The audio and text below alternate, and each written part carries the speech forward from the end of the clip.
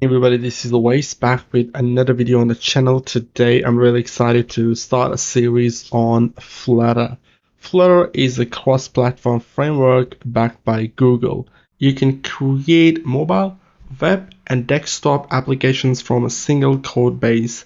Flutter uses programming language called Dart. Dart is used in Flutter, and Flutter is one of the most growing framework for cross-platform application.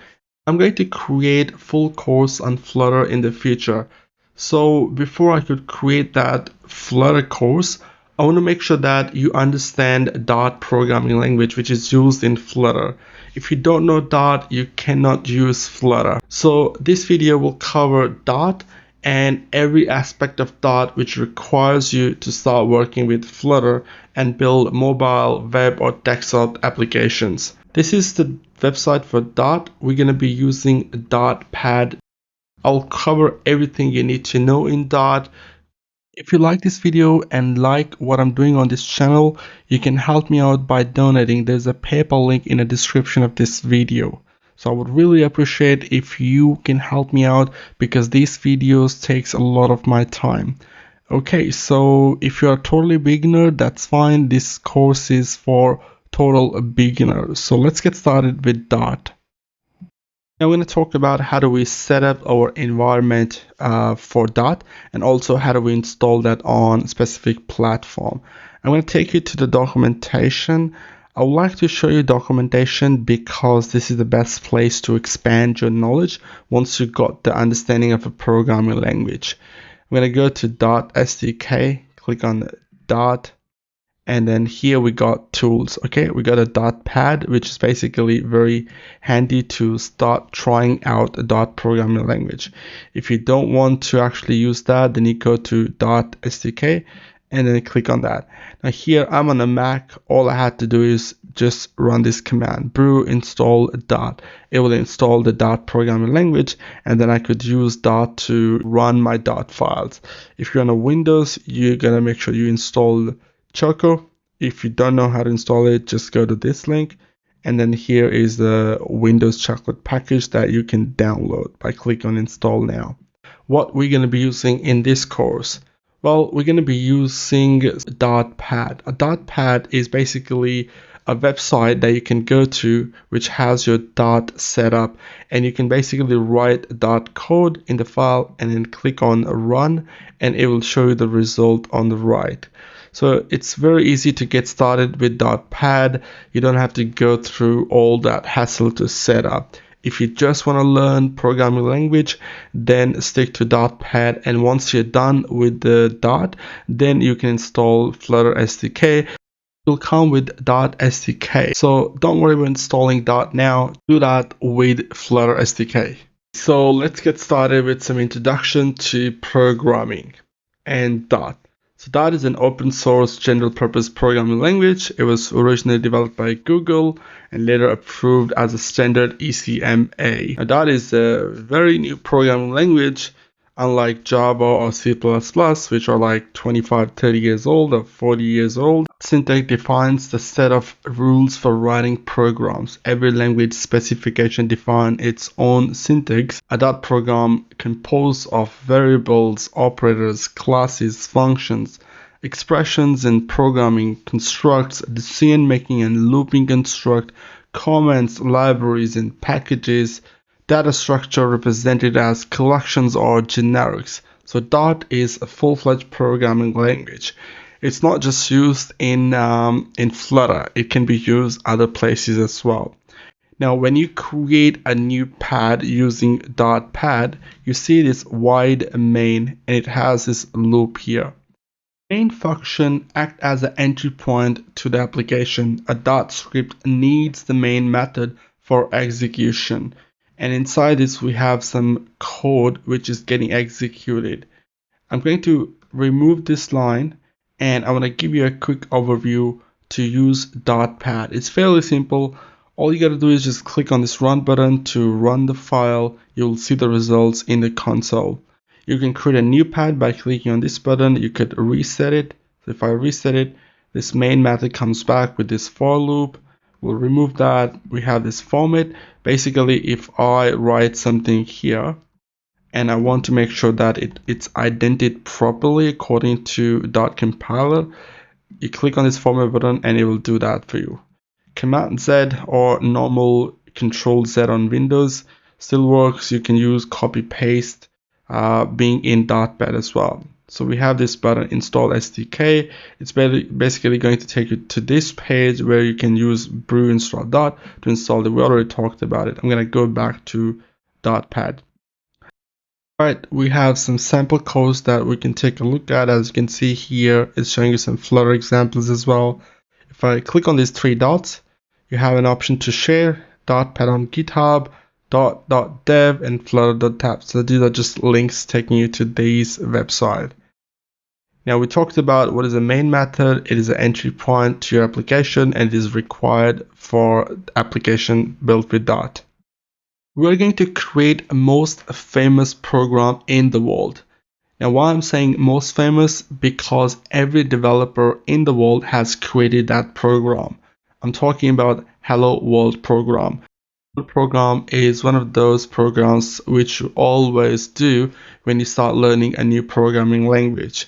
So I'm going to remove this text. I'm going to call it text because you don't know about this yet. So we'll talk about that later. Now to do the Hello World program, basically we're going to make a computer to say Hello World in the console. So I'm going to write print parenthesis single quotes and then type Hello World. Add a semicolon at the end. Now to run this program, you can press Command Enter if you're on a Mac. If you are on Windows, press Control Enter. And we'll see Hello World printing in the console. Now at this stage, I want to congratulate you because you have created your first program using Dart. When learning a new programming language or just starting out with the programming language, there are fundamentals that we need to talk about. Before we move further with Dart, I want to make sure that you understand these concepts. So let's talk about program and procedures. Information is of central importance in today's world. We have different types of data in the world nowadays. We have emails, a contact number, a banking transaction, time, websites, and a lot more. Computers make it possible to process a vast quantity of information with ease. So we'll give an input to the computer. Maybe it's an input of a keyboard or input of a mouse click. Maybe you want to give some information, for example, process the image or edit the image. So basically you give information to a computer, it processes it and outputs the result. Learn to create your own programs and take advantage of this powerful resource. We have components in a computer like processor, RAM, a motherboard. We have a program which is compiled and computer understands that. We're going to need an IDE to write those programs. One important fact about computers are they are unintelligent. Start by understanding a little about computers' components. So in components, we have processor, we have a memory, we have storage, we have input devices like keyboard, mouse, a microphone. We have output devices like monitor, printer, or even the terminal on your Mac or command prompt on your Windows computer, which outputs the result when you write a Python code. Actions are performed by a central processing unit, which is CPU. It can perform very simple operations like adding numbers, checking values, but the good thing about this, it can perform millions of computation per second, and it is responsible of transferring inputs into outputs. CPU stores information and data in the memory. There are some key points that we need to know about RAM. The first, instruction and data are used by CPU, and all the data in the memory is lost when the power is turned off. For example, when you're writing a code or writing anything, you don't save it. your computer gets turned off, and when you open the computer again and restart it, that data is not there because that data was sitting in the memory, not in a storage device which stores the data permanently. So storing the data permanently needs another storage devices. For example, we have a hard disk, we have CD drives, we have USB flash drives. We can use these devices to store data permanently. Well, data can be permanently stored, and also it is organized into files and folders. Input devices turns user action into data for computer to use. For example, we have a mouse and we have a keyboard. Now, when you click on the mouse left button, it detects where your cursor exists on the screen. And under that cursor, if there is any click event or any instruction to the computer to perform any action, computer will go and perform that action. Similarly, when you type on a keyboard, every key represents some action. If I type A key on a keyboard, it will type A key on the screen. So we have output devices. Once your data is processed, you get to see an output.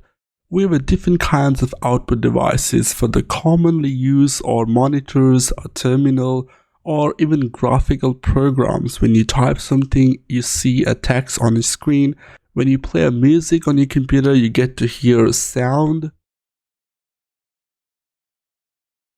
These components are consistent for many different kinds of computers.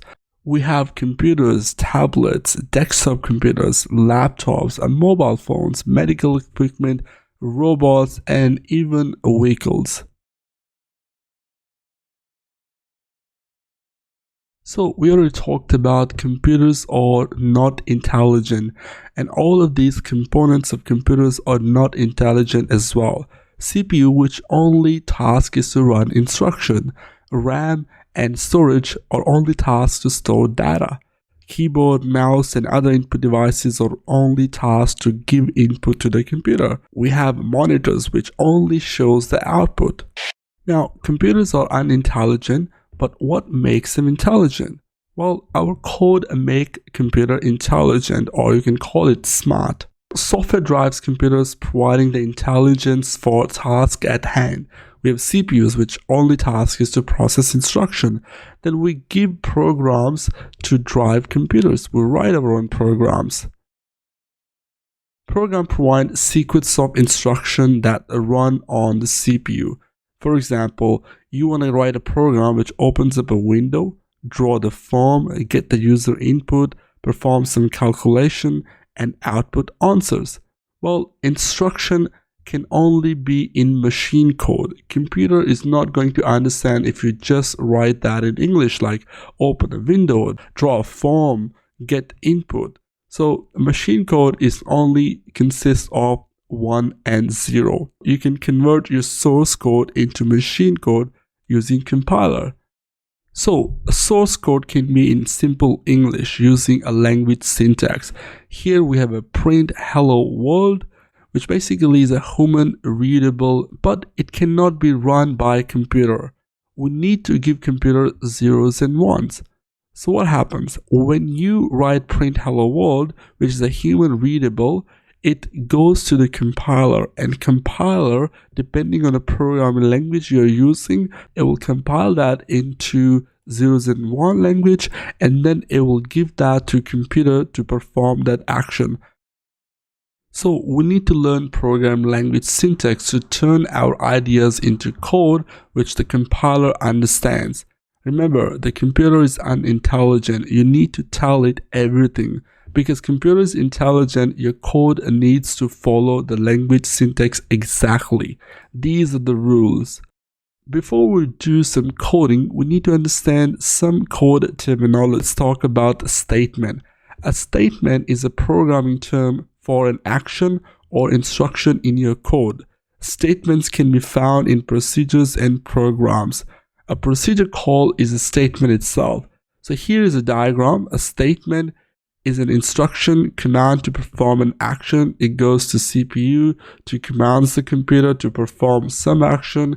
Each kind of statement performs a certain action. There are a few different kinds of statements to choose from in programming languages. So we can understand statements later while we do some code. Let's go to the next. We have expression. Expression is a part of a statement that calculates a value. For example, the value passed into a procedure call are all expressions. Expressions related to term mathematical expression. In the diagram, you can see we have a 7 multiplied by 10 plus 3. Now this is an expression. So we talk about expression in details when we actually go and type some expressions.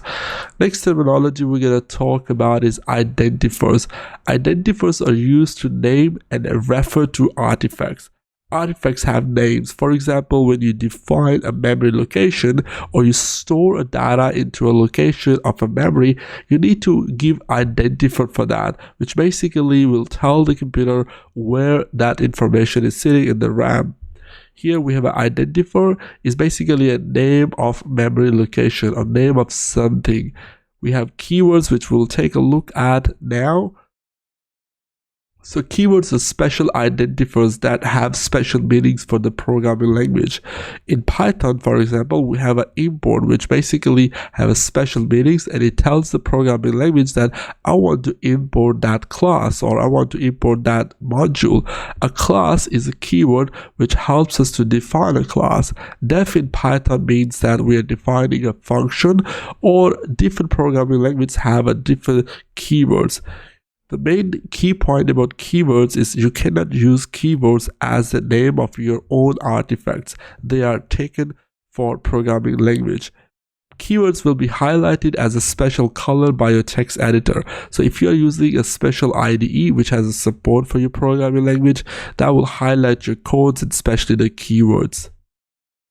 Let's talk about working with data. Different programming languages have different data types.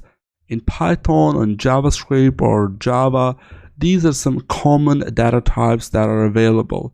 We have a numerical data, which means just numbers 1, 5, 6, for example, 50, 100, or you can have a float, which means you can have 1.2, 1.5. We have a string, it's a text. A boolean is just two things, true or false. Next data type we have is list or array. Different programming languages have a different terminology. This data type will be called array in JavaScript, and in Python we call it list. So what is this? It's basically a collection of different data types separated by a comma, wrapped around by square brackets. Lastly, we have data structures in programming language like sets, dictionaries, stacks, queues, trees. Now these terminologies might not be really familiar to you, but don't worry, you'll get there. We have variables, constants, and functions to work with data in your program. So let's understand what is a variable. A variable is like a container where a single data value can be stored. A variable is a kind of artifact that you can create on your own in your program. It has a name called identifier. It can store one value of a given type. A value can be changed. Value can be expression as well. So here's a diagram. It's like a box. We call it a variable. Basically, in technical language, it's just like a memory location. You create a variable, it's basically a memory location. So when you create a variable, you assign a value to it. It stores the value, which occupies a location in a memory. It has a name, we call it identifier. It will have a type of variable as well. Some programming language asks you to specifically type the type of variable you're creating. Some don't, like JavaScript and Python. A constant is like a variable, but its value cannot be changed. It's basically a memory location where you store the value, and when you try to change it, it wouldn't let you change. When you create a variable, it allocates a space that stores a value in the memory, and it gets stored in 1 and 0s. The type determines the amount of memory used to store a value. For example, if you create a variable with age, you define a type int. You create a variable weight, you define a type double. So you can see the difference between defining age and it gets this much memory, and if you define double, it gets a bit more memory in the location. Variables can be declared in the functions as well. These are called local variables. We haven't talked about function, we haven't looked at function, how we create them, but just understand that whenever you define variables within the function, they're called local variables. We talk about assignment statement. Assignment statement is used to store a value in a variable. So when you are creating a variable, you use an assignment statement. Well, assigning a value is pretty simple. Create a variable is equal to sign and an expression. Using expression to read the value of a variable or constant or from a function. Variable and constants can be read in expressions. For example, when you define an expression, you have 2 multiplied by pi multiplied by radius. A radius and pi is a variable or a constant which has some value stored into it. So when you multiply 2 with pi, it is not going to multiply that with pi, but it will use the value stored in pi. Similarly, with the radius, when you multiply pi with radius, it will multiply that with the value stored in it. So how functions are created and used? A function is like a procedure except it returns a value. So in this diagram, we have a function, we have some local variables here, and we have some parameters which going inside the function. So it's an input. Can take a parameter, which we talk about what is a parameter. Then here we have output, which is a result. So this is a function. We'll take a look at how we define the functions. Expression can include function calls. So here we have sin, which basically a function. So as you can see, it calculates values in expression using a function call. Call the function passing the parameter value. So in parentheses, we define parameters for a function. Once this function takes a parameter, it processes and returns the result. Function call is like a procedure call. We define a function name followed by parentheses, which takes arguments. Variables can be declared within the function, and they will be called local variables. Few key points about local variables. They exist inside the function. They can only be accessed within the function. Most variables will be local variables within the function, and they will also be destroyed when the function call finishes. We need to talk about function parameters. Local variables are not accessible and the global variables are evil. So how is the data shared, you might be wondering? How can we share the data between functions and procedures? How can you tell a function what values to use? Can you get data back from procedure or function? So the answer to that is parameters. Parameters allows data to be passed to a function. Parameters are variables just once declared in a special place, and that special place is within the parentheses of a function. They receive a value from a caller when the function or procedure is called. So here's a diagram. You pass the data into a procedure using parameters. Parameters accept values from function, use them to make function procedure much more useful, allow data to be configured within the function. One function can create many different outputs by calling the different values. Now we understood some of the common core concept of programming. From the next video, we are going to write code. Let's take a look at how do we create variables in Dart programming language. We already seen the theory where we understood what variables are. Now let's take a look at how do we create variable in Dart. So I'm in the main method. I'm gonna start by defining a keyword, which is var. Var is a keyword which is a special word in programming language which will tell the compiler, hey, I'm trying to create a variable. We give a space. I'm going to name my variable x, and I'm going to give this a value equal to 1, and I'm going to type semicolon. And at this stage, we have created a local variable within a main method. in the documentation, you can see dynamic x local variable. It says the value of local variable x isn't used on line 2. So it's basically giving a suggestion saying that we have created a variable, but we have not used it.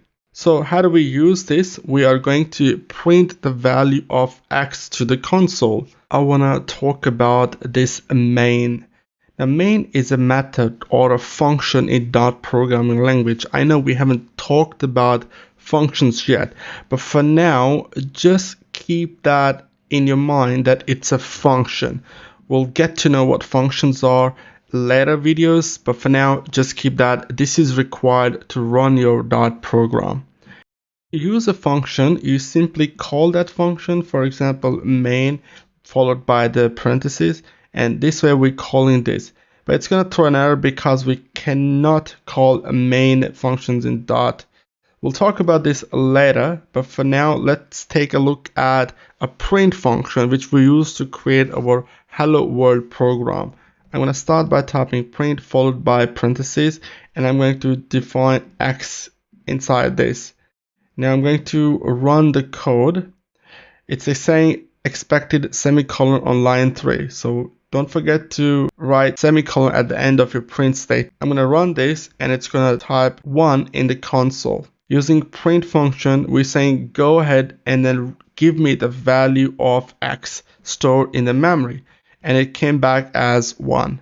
So if I go to x and change its value, let's just say 50, and run the program again, it's going to print 50 in the console. So now we can see how do we create variables in Dart. In the theory, we talked about keywords. Dart has some keywords which has special meanings in the context of a language. I'm going to take you to the documentation, and here we can see all the keywords available in Dart programming language. So the one we use is var. I'm going to try finding var here. There we go. So we have a var keyword which is used to create variables in Dart. Let's go back to Dartpad. We've used number for a value of x. I'm going to change that to a string. I'm going to name Bob and I'm going to run this. Now we should see a string Bob in a console. Now the type of a name variable is inferred to be string, but you can change that type by specifying it. Here we are not specifying its type. The Dart compiler automatically sees what is the type of x. So if I hover over x, you see in the documentation it says string x. If I change the value of x to 50, and I just hover over on x in the documentation, you will see int x. So what is int? Int is a type of the value stored in the variable. So how does the Dart compiler knows about the type of the value? Because Dart will see what type of value that we're storing and it will automatically determine that. You can also specify the type. If I go and say I'm going to specify the type as string, and now you'll see an error. It says a value of type int cannot be assigned to a variable type of string. If I go and change the 50 to Bob, and the error will go away because we have a type string and we're saying yep, x is a type of string. So you can explicitly declare the type of the variable. Let's say a variable don't want to be restricted to a single type. So the way we can specify that is by using a keyword dynamic. I will run the code. We have a value Bob. I'll change that to 50. I'll run the code. It's still working. Now let's just say down the road, I'm going to say x equal to Bob. Add a semicolon and then run the code. Now what do you expect me? I will expect Bob. you can see that we have a variable type as number, and then here we're giving it variable value type as string. If I change this to var and I run the code now, it's going to throw an error. It says compiling to JavaScript, a value of string cannot be assigned to variable of type int. So as you can see that you specified a type as integer, but we are assigning it string. This way, if you want to have a variable which is not restricted to single type, then you can use dynamic keyword. If I run the code now, no errors. Now I can change x equal to another data type, which is a Boolean data type, so we say true. Now if I run the code, it will return true. If I hover over my cursor, and as you can see, it says dynamic x. So what we've seen is we can create variables using var keyword. We can create a variable without any restriction of its value type. We can use dynamic keyword, and then we can implicitly declare the type of the value as well by specifying it. We're going to talk about the final and const. If you never intend to change a variable, use final or const either instead of var in addition to a type. A final variable can be set only once. A constant variable is a compile time constant. So let's take a look at how we use final and const. I'm going to remove these lines of code and I'm going to zoom in a bit. So here, let's get rid of print as well. I'm going to start writing final keyword, and I'm going to say name equal to, let's name it Bob. I'm going to use a print, and I'm going to print name. Let's run the code, and I get to see Bob. Created variable x using var keyword, using dynamic keyword, and also by specifying its type. Now let's just say I would like to change its value, and I'm going to say name equal to, I'll say my name, and add a semicolon there. I'm going to run the code, and it says the final variable name can only be set once. So as you can see, there's an error.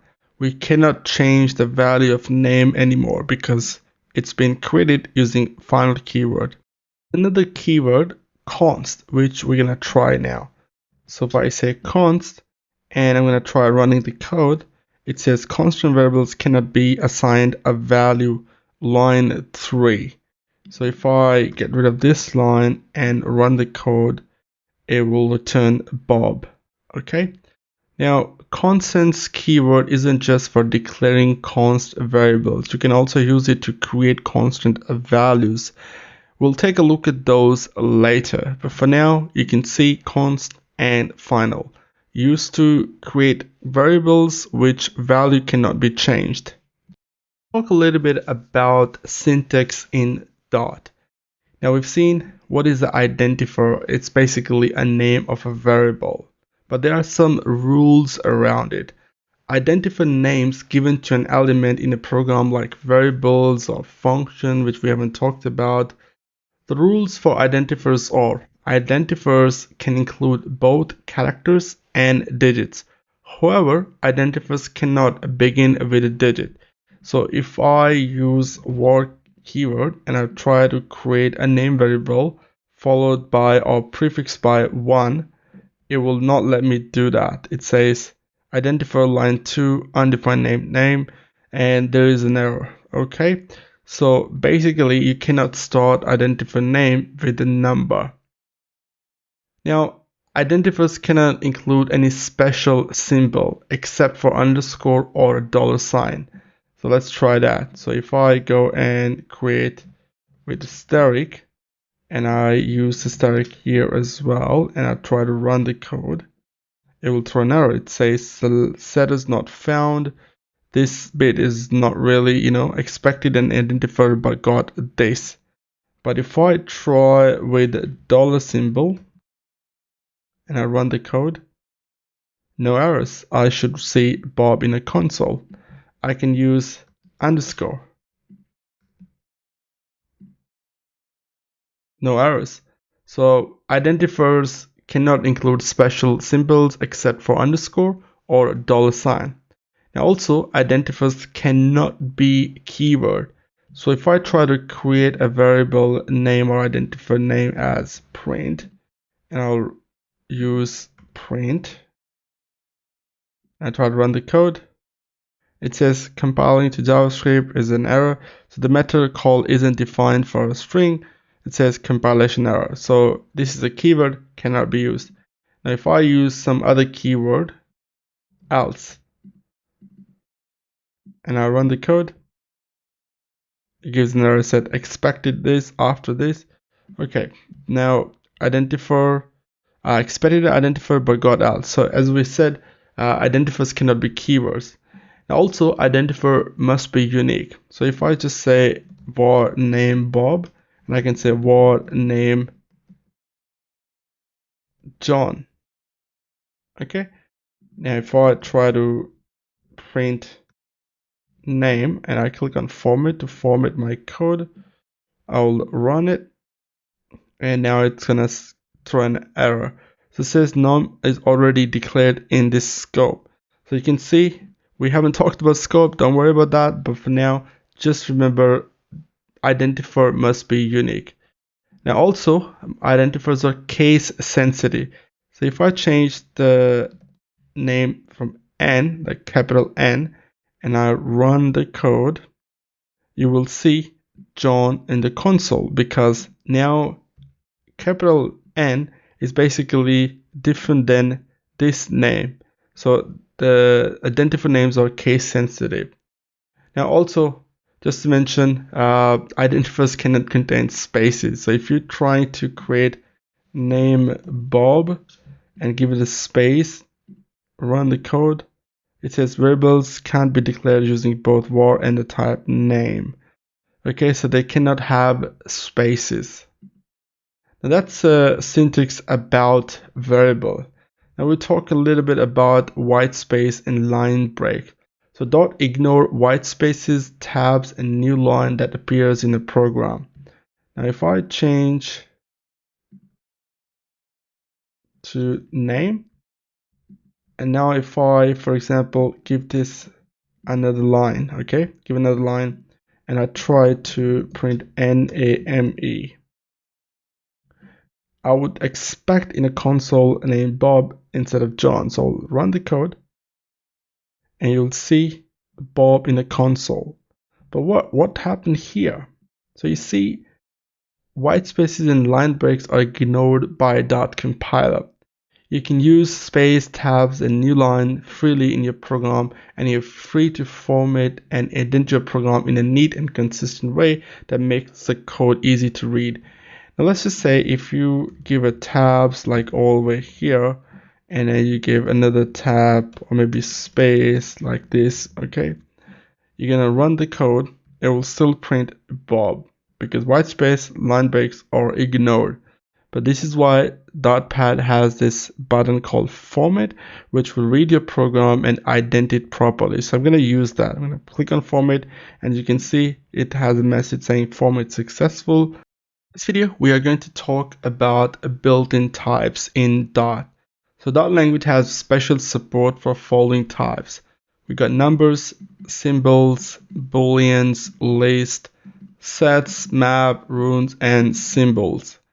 Wondering where I'm getting this page from? Well, this is the original documentation of Dot programming language. Original documentation always handy to expand your knowledge because every programming language is huge, and to cover that in a course that would require almost more than 100 hours of recording. So Dot documentation is pretty nice to keep them open when you're working with Dot. Now let's go and try out some built-in types available in Dot programming language. Now we're going to go into our main method, and in main method I'm going to first of all create a number type. Let's call it integer. So I'm going to use var x equal to 5, and that is integer. We go back to documentation. In int we can create a double as well. So both int and doubles are subtypes of type num. A num type indicate basic operators like plus, minus, division, and stir, and is also where you'll find abs, ceil, and floor. So I'm going to show you how you can utilize the documentation as well. I'm going to click on double, which will take us to this page. So double is a class. Now the reason why I took you here is because I wanted to show you this word class. Why does it say double class, not just double? Because Dart is an object-oriented programming language. Object-oriented is a software development paradigm that follows real-world modeling. Object orientation considers a program as a collection of objects that communicates with each other via a mechanism called method. An object is a real-time representation of any entity. As per Grady Bruch, every object must have three features: a state, behavior, and identity. Now it says class. A class is a term of OOP, is a blueprint for creating objects. A class encapsulates data for the object. A method on hand facilitates communication between objects. So here it says double class and it shows the inheritance. Now one thing to keep in mind that in Dart, every data type is an object. Now if you create a string, a number, or double, or boolean, that is inheritance from an object. So we'll go back. It's a double, it's a floating point number, which means that you can use a decimal. Now both int and double are the subtype of number, which is a subtype of object. A num type includes basic operations like plus, minus, division, multiplication, and also where you'll find abs, ceil, and floor, among other methods. A bitwise operators such as are defined in int class. Now we're not going to go into details of this now, so let's go back to .pad and let's try creating double. So I'm going to create var y equal to 1.1, and now I'm going to run the code. I won't see any error. It's just a message or warning or information says that both of these variables are not being used. So we're going to use them by using print function. I'm going to use x, and also I'm going to use print y.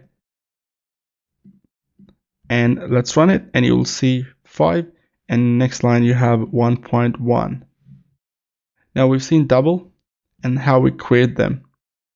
Now also as a .2.1, integer letters are automatically converted to doubles when necessary as well, and that's what we've seen. So if I go back to .pad, I hover over, it says double, but I can also define its type, and that's what it says, double. Now let's undo, let's go to the documentation. Next data type that we're going to take a look at is going to be string. So let's go here. So it says .string is a sequence of UTF-16 code units. You can either use a single or double quotes to create strings. Let's go to the .pad and let's try creating a first string. Now I'm going to actually create a string outside this main method. I'm going to use the var keyword, and I'm going to use str equal to, and I'm going to use a single quote. And I would like to create a question. So I'll say, what is your name? And add a semicolon. Now if I run the code, I don't see any error. I still see this x and y value. So let's get rid of them. Now I'm going to print str. Let's run. And you see, what is your name? So you define a variable outside the scope of this main method. Now this is basically becoming a global level variable which holds this string as its value. If I hover over, it says top level variable, which is basically outside the scope of main. We'll take a look at how we create functions, but for now, let's just say a string is basically a type of a character. You can specify just one character or a sequence of characters in this case. So if I just go and remove this and I just leave W, and see its type. It's a string type. So you can specify sentences or the paragraph, any kind of text that you want to do that will go into string type. Now there are some other things that are listed here. For example, you can create string with single quotes, which we did. You can create string with double quote wrap inside double quotes. So if I go and create a string, let's just say str2 equal to, I'm going to use double quotes. I'll say, what is your name? And now if I run the code, I don't see any error. So let's just go and print the second one as well. Let's run it and you should see what is your name. Okay, so you can see you can create string with double quotes.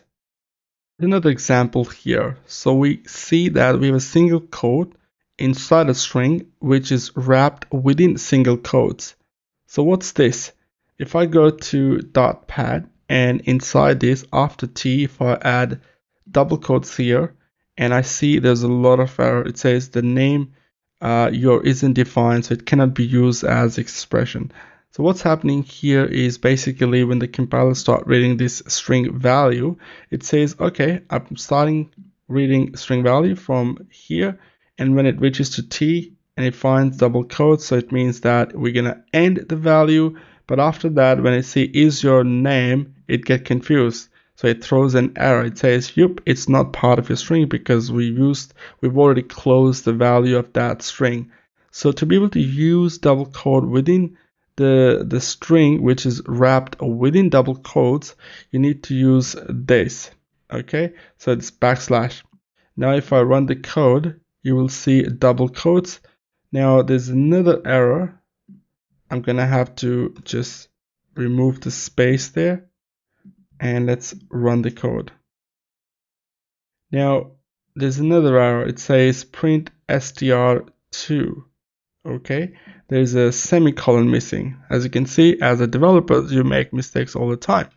So I'm gonna run this and now the error will go away and we'll see double quotes here, but not this backslash. Okay, so let's just say if you have this wrapped within single quotes.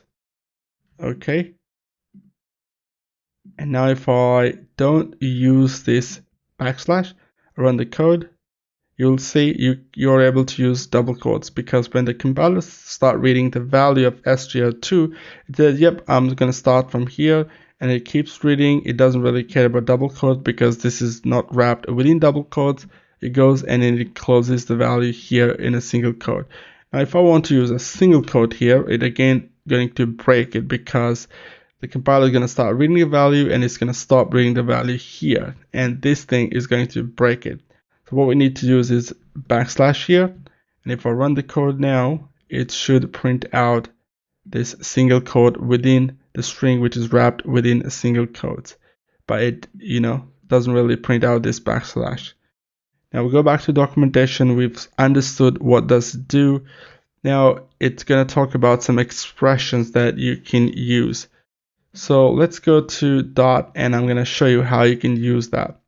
Now, for example, within str2, you want to replace this name with your name. So I'm going to create a variable with, let's just say, var name equal to use Bob. Now let's just say I'm going to give it an answer. And I'm going to say my name is, and here I would like to use an expression. So I'll use a dollar symbol and then I'm going to use an expression there. Okay, so basically what I'm trying to do is I will try to push this a value of name inside this. So if I type name here, and now if I remove this print str and run the code, what I expect is my name is Bob. So when my compiler prints str2, it goes and reads this, and now it sees a dollar symbol and curly braces, and within that it reads the value. Then it starts looking at a value for name, and it finds a variable here, and it uses its value and then concatenate that within this. So this is how you can use an expression. Here is an information from compiler, say avoid using braces in interpolation when not needed. So it's just giving you a suggestion, hey, don't do it. I'm going to run it, and it's still going to print Bob, because basically you can use curly braces or without curly braces. You can also concatenate strings. For example, if I would like to concatenate Bob and W, the way I will do that is by using plus operator. I know we haven't talked about plus operator, but just to mention right now, we have operators available in Dart, and it's very common in all the programming languages like plus, minus, multiplication, division, modulus, increment and decrement operators. We'll talk about that very soon. But for now, just take a look at plus operator and how do we use that. Now let's just say I will create another variable. I'll say s3 equal to, we'll just say name plus str1, or no str1 but just str, and add a semicolon. Now if I just go and print str, should I be printing str? Well, not. I should be printing s3.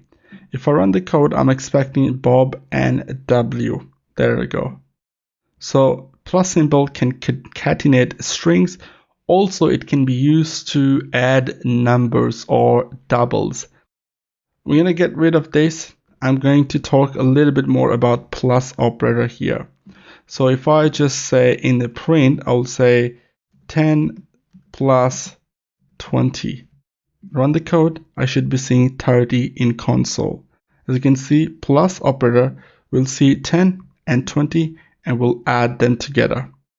We have a minus operator. If I say 10 minus 20, I should be seeing minus 10 there. I have multiplication operator. We use steric symbol for that, and we run it, and we should be seeing 200. Now these are just the basic operators. So we can use a divide by using this slash, run, and you can see the division is 0.5.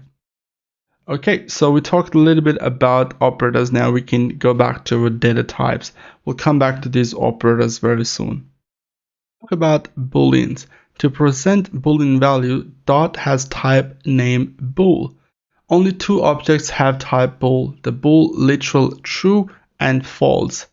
I'm going to say print true. Run it, it should return true. If I hover over to this true, you will see a value becoming none. Okay, so what we need to do is create a variable with the bool type. Start by defining what keyword, b equal to, I'll just say true. Let's run the code, no errors, we're just printing true from this statement. Now I'm going to print b. Run the code, you should be able to see true here. Now if I take my cursor here, the class used is bool. So you can see that object literal true and false are being created from bool class. It says local variable. Well, we'll talk about scope later. Now the next data type we're going to talk about is list. Well, list is most common collection nearly in every programming language and is usually known as array or ordered group of objects. In Dart, arrays are lists, so most people just call them lists. The way we create lists is very simple. We're going to use this syntax. So I'm going to create a list starting with square brackets and ending with square bracket. And I'm going to define a value 1, and that's about it. And I'm going to print this. So we'll just do print b. I'm going to change this to list. And let's just use list there. Add a semicolon. Let's run it. And you should be able to see 1 in these curly brackets. Now you can have a multiple values in the list. So you separate values by defining comma. And I'd say comma, true, comma, hello, comma, a, comma, false, comma, and you can just keep going with 4.5. Let's run the code. I'm gonna just press enter here to go to the next line. As we talked about, that will ignore white spaces and line breaks. Let's run it, and you should be able to see the list here. So list can have any kind of value. So number, a boolean, a string, a double. Two new operators were introduced in dot 2.3, spread operator and null-aware spread operator, which provides a concise way to insert multiple elements into a collection. Let's take a look at how do we do that. So I'm going to create another variable. I'll say L2 equal to, and I use square brackets. Now I'm going to add some values into it. So I'll just say 20, comma, world, comma, Bob, comma, true. Now let's just say if I want to add all of the values from a list into L2, how do I do that? Well, you can do that by using spread operator. So 3 dots and then the name of the list. Now if I print out L2, run the code, I should expect values from list into L2. So you can see 4.5. So list has been concatenated into L2. Now what is meant by concatenation? Concatenation is combining two things. Next operator that we're going to talk about is null-aware spread operator. For example, if I want to print out L2 with list, and let's assume list is empty, I'm going to just leave that empty. Well, we can call it null. Now if I run the code, I should be expecting 20 word Bob, true, and then list. Now it says print L2 missing semicolon, so we're just going to add a semicolon and try running it again. Now I don't see anything in the console. There is an exception here. So basically list is null. So how do we avoid this problem? Well, you can use null-aware spread operator. So that is ... question mark. And if I run it, it will print 20 word Bob true, and it will ignore this null list. So null-aware spread operator is really nice to have in Dart. Take a look at the rest of the data types later in the course. For example, we haven't talked about set, maps, symbols, runners. Now these are pretty advanced data types. I want to cover some basic more concept around operators, loops, and decision makings. Then we will come back and take a look at sets, maps, and symbols, and we will see list in a way where how do we use list and what are the benefits that list provides and other data types provide. So we'll talk about sets, maps, and symbols later in the course. Now let's jump into operators. Right now we are looking at operators section in Dart documentation, and here it lists out all the available operators in Dart programming language. I'm going to keep looking at this operator as we progress in the course. We're going to start by looking at very basic operators. So we have a additive and we got a multiplicative. So let's try them out, and also we'll look at some logical operators. So I'm going to go back and I'm going to clean up some of the code here. And now I'm going to first of all use a print statement, and I'm going to say 1 plus 1. I'm going to print 2 minus 1.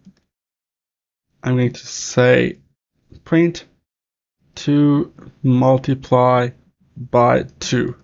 So for multiplication, we use asterisk on your keyboard. Print 2 divided by 2. Okay, I'm going to run this program, and it's going to first of all print 2, and then 2 minus 1, 1, and then 2 multiplied by 2, 4, and 2 divided by 2 is 1. So if you're understanding basic mathematic operations, then you should be able to understand what's happening here. So this is where we have some, basic operators, like we use this steric, division, we use this plus minus, and we have a, percentage, which is like a modulus or remainder operator that we can say. So we'll talk about these later in the course. Let's take a look at some of the basic operators. Now also, if I go back, we have seen this equal to symbol as well, and that is called in programming language is assignment operator. Okay, so let's go back to .pad, and I'm going to create var a equal to 2. Now here we have assignment operator. Okay, so we've used that already. Take a look at some more operators. We're going to take a look at equality operators. We go back to .pad, and I'm going to delete these lines, and I'm going to use the equality operator. So I'll use double equal to, and I will run the code. I'm expecting a bool. Okay, so equality operator will always run a bool, whether it's true or false. So what we're doing here is that I'm giving it 1 equal to 1, and this statement is actually true. 1 is actually 1, so that's why it returns true. So if I just hover over here we can see the documentation. It says it tests whether this value is numerically equal to other. If both operands are double, they are equal. If they have the same representation, then 0 and minus. So we can go through this later, but for now we can see we are using this equality operator to check whether 1 is equal to 1. So if I change this to 4 and run the code, that should return false because 1 is not equal to 4. Now when I do 1 in string, I'll run the code, and now here you see it comes out to be false because 1 is not equal to string 1. There's two different types of data being used here. Now that's the equality operator. We have a not equal operator as well. So if you want to get the true here, you can say not equal to, and then run this line. It will return you true. So what's happening here? It's checking 1 not equal to this string, which is true. It's not equal to string 1. That's why it's returning us true. So if I just put my cursor here, it says whether test is value numerically equal to other. Now, because we're using not equal to, it does the opposite. Okay, let's go to documentation, and here we've covered these two equality operators as well. Now we have rational and test type as well. We have this greater than equal to, greater than, less than equal to, and less than. Now, if you're understanding the basic mathematics, you should be able to understand what's happening here. So if I go to dot, and I can say 6 here, and I'm going to say greater than equal to, and I run the code, and that should return false because 1 is not greater than neither equal to 6. So if I say 7 here and run the code, that should return true now because 7 is greater than 6. Okay, now also we have only greater than or greater than less than equal to or less than. So now if I just say greater than, run it, and now it returns true. So if I change 7 to 6 and I run the code again, it returns false because 6 is not greater than 6. So you see that you can combine equality with greater than or less than. So we've talked about those as well. Now in this video so far we've covered equality, we have seen assignment, we've seen additive, and we also see it's complicated. Now these are basic maths, guys. We will take a look at these when we require them in the course. We're going to talk about one of the most important concepts in any programming language, and that concept is obviously available in Dart programming language as well. We're going to talk about functions. A Dart is a true object-oriented programming, so even functions are objects in Dart. That means that function can be assigned to a variable or passed as argument to other functions. Let's start by creating a simple function which are going to print hello world to the console. So we already seen the syntax of a function. So we have a main function that we've been seeing since the start of this course. Syntax for creating a function is very simple. You define a return type, a function name, and then parentheses, and then the curly brackets. I'm going to say void, which is going to be the return type. Void return type means that it's not going to return anything. And I'm going to give a space, type print, hello world. We're going to have to define parentheses and then curly brackets. Now we've created the function. Now I'm going to use a print statement, and within the print statement, I'm going to say hello world.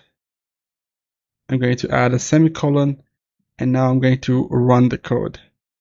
After running the code, I don't see anything in the console. Why is that?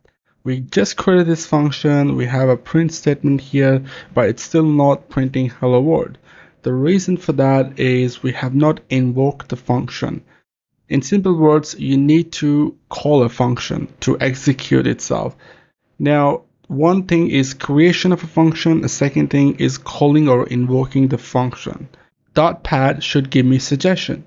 So I'm going to call this function and I'm going to add a semicolon. Now if I run the code, I should be able to see hello world. There we go. Now we've defined a type as void. Well, a dot basically recommends the type annotation for a public API. For example, if you don't define its type, it's basically still work. So if I just say, I'm going to get rid of void and run the code, I see hello world. But there are a lot of benefits of defining the return type, a type of particular data or a function or an object. It gives you a lot of benefit, which we'll see in the course. So I'm going to bring back void as a return type. Now there's another thing that you can do. If your function is having only one expression, you can use the shorthand syntax. So I'm going to create another function which I'm expecting to return a boolean. So I'll start by defining boolean as a return type, and I will say is true. Okay, and I'm going to use parentheses, curly brackets, but because I'm just going to return with one expression, I can use this shorthand syntax, which is equal to, greater than sign, and then here I'm just going to say true equal to true. Okay, and I'm going to call that function is true. Let's run it, and you'll see hello world. Well, it did return true, but because we're not printing anything, so what we can do is we can use print, and we can call a function in print. So if I would run this code, can you guess what would happen? Well, it would return true and it will print true. So what are the return value from coming in this function, which is true, that will be printed. Now we are going to create another function. I will say int, and I will say add number, and I'm going to say equal to, greater than, I will just say 1, actually 2 plus 2. Let's do 2 plus 2. Okay, and we're gonna call this one. To get the value on the console, I need to use this print. So I'll say add number, and then run the code. Okay, there you go, you get the 4 back. Now you might be wondering, what am I doing here? Well, let me explain the syntax here. When we use this print hello world, we use these two parentheses. Now this is a syntax for invoking a function. You create a function with this syntax, you call a function by defining its name and then parentheses and then the semicolon. Okay, now as you can see, if I have this return type int, and now if I just go and change this to 3 and I run the code, and it's going to throw an error because we're saying it should be returning integer, not a string. So that throws an error. If I go and change this to dynamic and I run the code again, it says error compiling to Java. So basically, you're going to have to make sure that you properly define the return type. Now in this case, the problem is not this. A problem is basically we're trying to concatenate number or integer with string. So if I say 4 here and I run the code, it would work because the type is set to dynamic. So whatever it returns, that would be its type. But these functions are not really useful because basically we are calling a function and it's returning something very obvious. You could actually create those in a variable and that would do the job, right? But the functions are useful in a way where they can be reusable. So if you want to add a number, you should be able to add any number, okay? The function should act as a machine, which it takes an input, it processes the data, and it returns the output. That's the job of the function. But in this case, these functions are not really taking anything, they're just outputting. Now, sometimes, yes, you need a function to just output, not take input. But let's just say if we would like to put the numbers into this add number function and return the result of it, how do we do that? I'm going to remove these lines and I'm going to remove these lines as well. Okay. Now I would like to push some input into add number function, and that should do the calculation for me and return the output for that. Now I'm not going to use this shorthand syntax. I'm going to add curly brackets here. Now I'm going to specify the return type as well.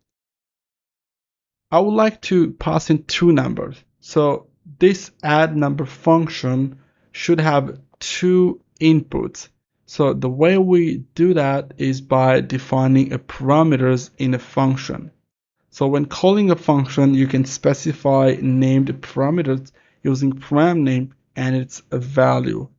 So I'm going to take two numbers. So I'll just say int x and then do a comma, int y. Now this is just like a machine with the input where you can push the value. Now what I want to do with this, I would like to actually add these two numbers. So I will create a variable saying result x plus y. Inside this add number function, I'm going to print result. Now let's run the code. You won't see anything in the console because we're not invoking it. The way we want to invoke it is by calling its name in a main function, and now I'm going to just run it. Okay, now we're getting an error. The reason why we're getting an error is because this function or method requires two parameters. Okay, we need to define two positional arguments. We can call it parameters. Now if I say hello 4 and I run the code, it's gonna throw an error. It's because it says the argument type string cannot be assigned to parameter type int. Now you see the benefits of it. The program knows about the data that we're supposed to push into the function. So we have specifically declared the type of x, which is integer, and we can't really push in a string to it. So what we need to do is, let's just do a 4. I'm going to run the code, and you should see result 8 in the console. That's good. But what I want to do is I would like to call this function and basically get the value out of it. The way you get the value out of the function is by using a keyword called return. So I will just use return keyword and I will return result. Okay. Now this way I can actually use this add method and calculate the result by putting two values into this function and then setting that result outside some other variable. So I'm going to create a variable x equal to add numbers 4 by 4. Okay, I'm going to remove the print statement from a function there, and I'm going to say var y equal to add number, and I'm going to say 5 comma 5. I'm going to say var a equal to add number, and I'm going to say 10 or maybe 10 comma 30. Okay, now you see the benefit of it. Well, the benefit of this is we're using this function again and again with the new values, and this function will do the calculation for us and will return us value or return us result. Now the result will be set with this x variable. So if I run the code, I don't see anything in the console because I'm not printing anything. So let's start printing. So I'm going to do print x, print y, print a. Let's run the code. And now you can see the first add number returned 8, and then it returned 10, and then it returned 40. So if we manually calculate, we see 4 plus 4 is equal to 8, 5 plus 5 equal to 10, and 10 plus 30 equal to 40. So our function is running. We have specified the type of a return value, the type of the parameters that it's going to take. We did the calculation. Our calculation is very simple at this stage. It's just adding x to y and returning its result. Now to get our function a bit more simpler, what we need to do is we can directly return the calculation. So if I just remove this line and simply return and remove this as well. If I run the code, it will still do the calculation and it will still print 10, 8, and 40. There are two other things that I want to talk about functions: default parameter values and positional parameters. So wrapping a set of functions in square brackets marks them as optional parameters.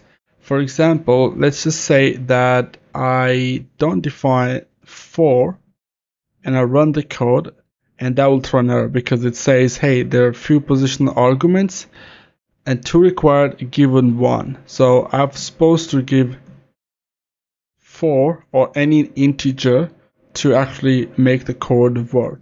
Now sometimes let's just say I want user, or I want this function to take the third parameter and I want to make it optional. I want to push that in sometimes, or if sometimes I don't want to push it.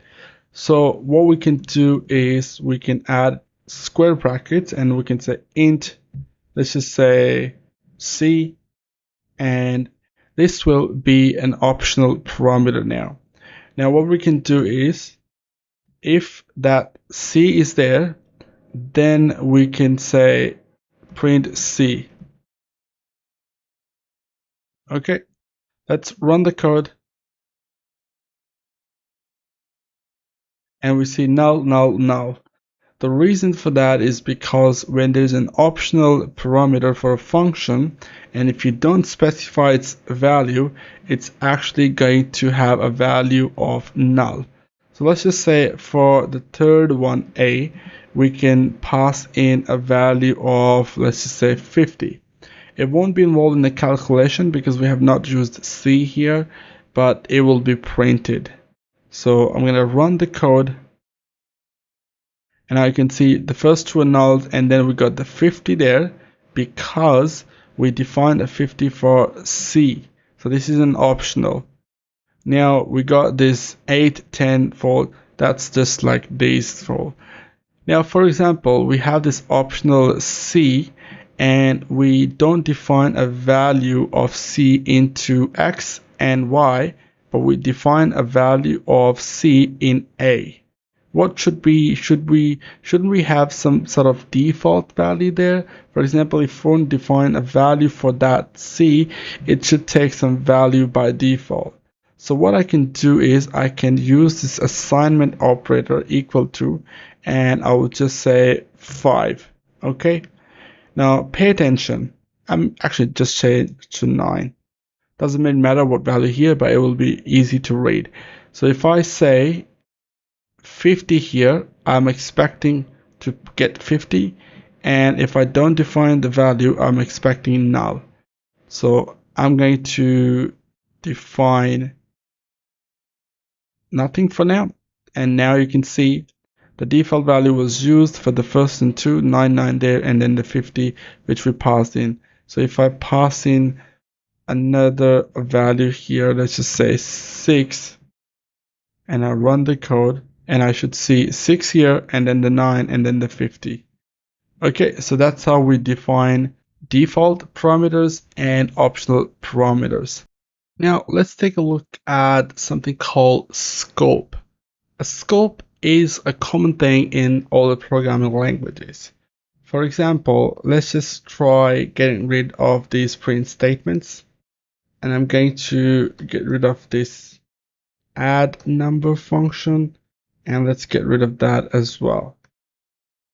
Now I'm going to talk a little bit about the concept scope. There are global scope and there is a local scope. A local scope is that the function itself has its own scope. For example, if I will say for x equal to 50, and if I go inside the main method, I can say print x, and I run the code, I can see 50 there. Reason for that is because x is a top level variable, which means it is accessible within the main method scope. So take it as every function has its own scope. So for example, if I create a function, I'll start by defining its type as void. I'll just say test, and I'm going to create a variable using var keyword. I'll say y equal to 40. And now I'm going to try accessing y within the main method. So I'm going to type print y and run the code. And you'll notice that it says getters not found. So it cannot find y. Well, why is that? It's because y is defined in this scope. So every function has its own scope. Now if I try to access x inside the test function, for example, I'll say print x, and I'm going to invoke that function within the main method. So I'll just say test, and I'll run it. Now you'll notice that print x returns 50, actually prints 50 on the console. The reason for that, it allows the function scope to access the top level scope. Now if I move this, I'm going to cut that, and I'm going to paste that var x equal to 50 there. Now if I run the code, there's going to be an error because x is no longer available at the top level. If I hover my cursor next to x, the documentation, it says local variable. A local variable is only accessible in its own scope. So scope is the method scope, right? So main has its own scope, and it's defined here. So you can only access x within the main. So if I say print x here, and I remove from there, it will run the code. It's gonna cause an error because we have this error there. So let's just do run, and the error should go away, and then we should see 50. So Dart is a lexical scope language, which means the scope of a variable is determined statically, simply by the layout of your code. So to expand more on this knowledge that we've seen, I'm going to do something very interesting here. Within the main method, I'm going to create another method. I'm going to say my function, and I'm going to create var a x equal to 2. I'm going to define another function within my function. So I'm going to say wide nested function, and I'm going to define a variable var y equal to 6. And let's create another function, wide second nested function, and I'm going to say c equal to, let's just say 8, and we're going to use the var keyword there. Now the problem is we forgot to add a semicolon there. Now we don't really have an error. Let me just push it down. Let me run the code and see if we get any error. Now, no error. Now let's just say within this second nested function, I'm going to define a var top level equal to, let's just say true. Now I'm going to try accessing this top level inside my second nested function. We do that by using print, and I'm going to use top level. Let's run the code. Now I don't see anything getting printed on the console. Why is that? Because this statement is inside this nested function. Because it's not getting invoked, that's why it's not going to print top level. So for that, we're going to use a keyword called assert. Well, production code ignores the assert call during development. On the other hand, assert throws an error if the condition is false. So we can see or validate things with assert.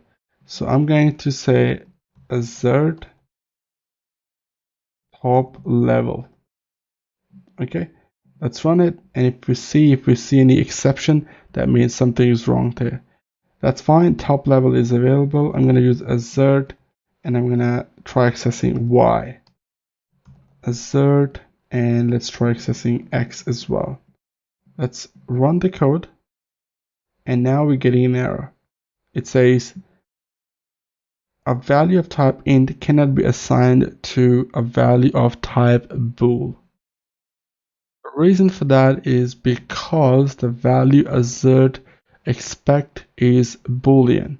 It cannot take number. So I'm gonna go and change the value just to get rid of the error and just get our assert working. Now if I run the code, you see no errors.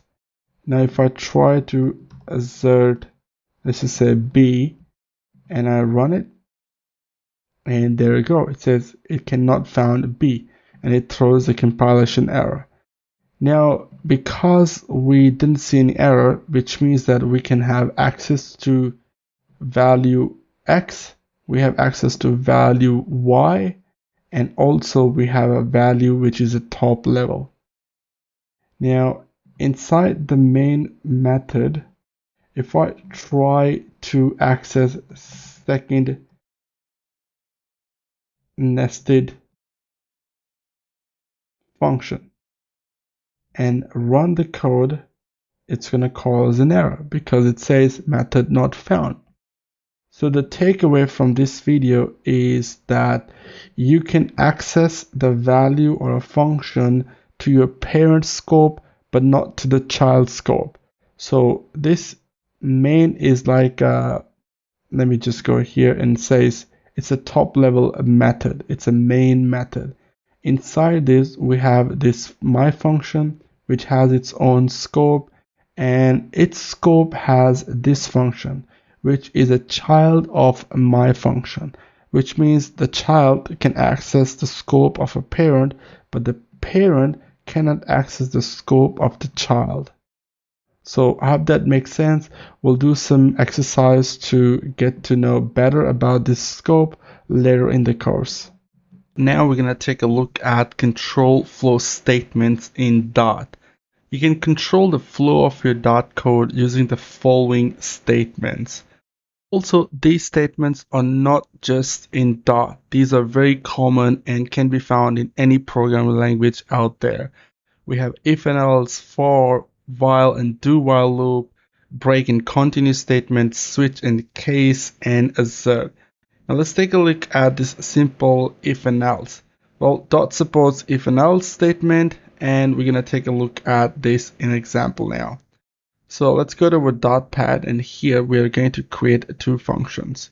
We are going to say add number, okay, and we're going to use int x, int y, and I'm going to create another minus number, int x, int y. Okay, we got two functions here. Now we're going to return x plus y, and in this one we're going to return x minus y. Now given these two functions now, we're going to make a decision whether we are going to add the number or minus the number. So in our main method, I'm going to start by looking at if the number is greater than y, then go ahead and minus, otherwise add those numbers. So what we can do is start by typing if keyword followed by the parentheses, and I'm going to say if x greater than y, then you go ahead and call this function add number, and we can pass in x comma y. Okay, else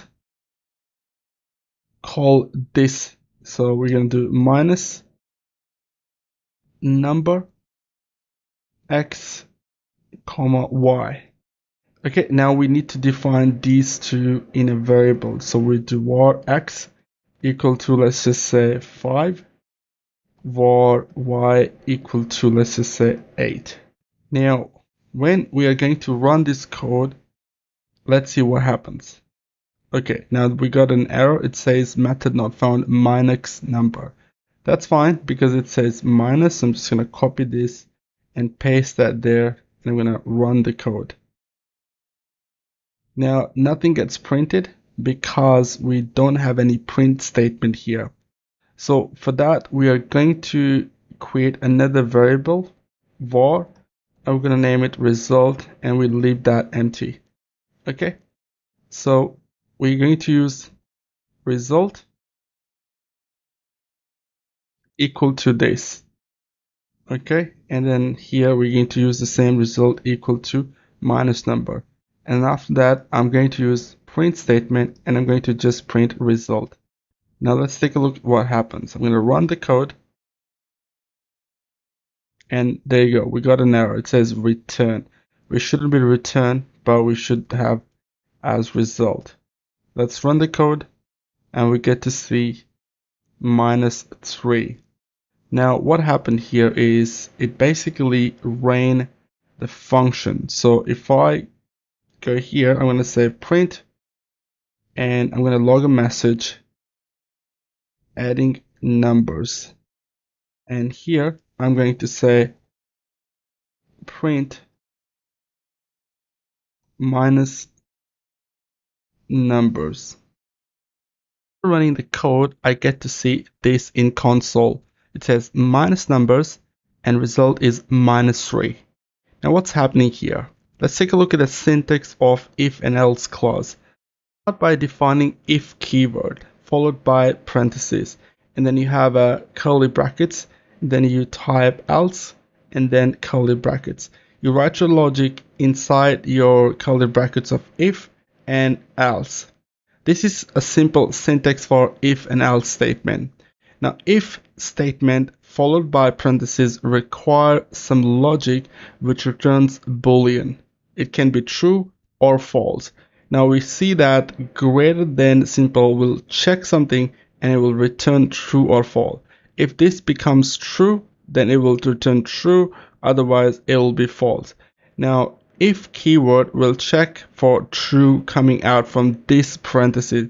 If that gets to true, then it's going to go and execute this line of code. If it becomes false, then it's going to else clause and run this bit. Now by looking at this, we are saying, hey, check for if 5 is greater than 8. Now if 5 is greater than 8, which is false, it will go into else clause.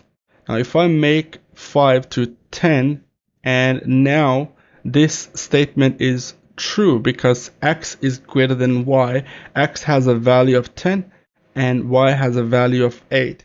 Now x is greater than y, which is true. Now it should go inside this code block and execute it. We're gonna run our code one more time and we should see adding numbers and the result should be 18. In terms of what logic you can do, you can call functions within this. You can also use any equality or relational operator. I'm going to take you to a documentation. Here you can see a list of equality and relational operators. Usually you can call them logical operators as well. So logical operator basically returns true or false.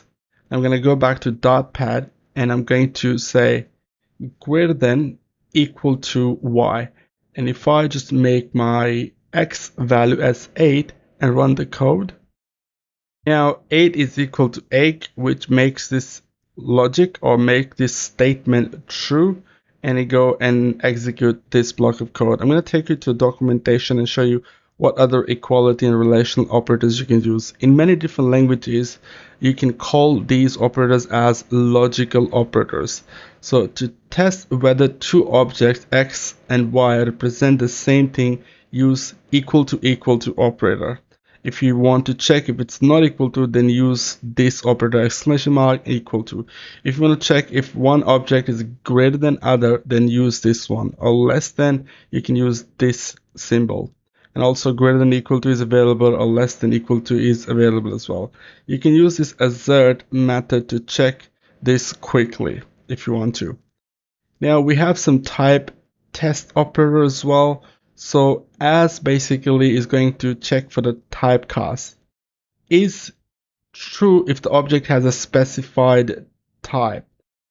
Is exclamation mark false if the object has specified type, and it will become false.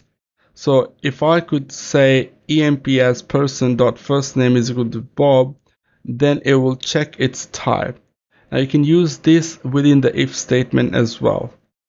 Now there's a lot of operators that we've seen. We are going to see more and more while proceeding with the course. Now back to if and else clause. Now let's just say that you want to make a decision on something and you want to execute a multiple statements. So I want to check if it's raining, then I will do this. I want to also check if it's snowing, then I will use else if clause. And then if you want to check for the final statement, then you can use else clause. Let's go back to the code. Now I want to check for something else. So I'm going to say else if, and then else if require parentheses and curly brackets. Okay. Now I'm gonna say if x greater than y, then do this, and if x equal to y, then do this. So I'm going to say values are equal to each other. Okay, let's add a semicolon. I'm going to click on the format button to format my code properly, and I'm going to run the code. Now you see values are equal to each other and the result becomes null because we can see 8 is equal to 8. That means it's going to go inside this code block, and here we're not doing anything with the result. A result stays null. Using else if clause, you can define as many logics as you want. I can add a line break here and use another if else followed by the parentheses, and I can say x is less than y, then do this. Okay, I'm going to just go cut this code and paste that here. And now if none of the case becomes true, then I'm simply going to say print values cannot be operated.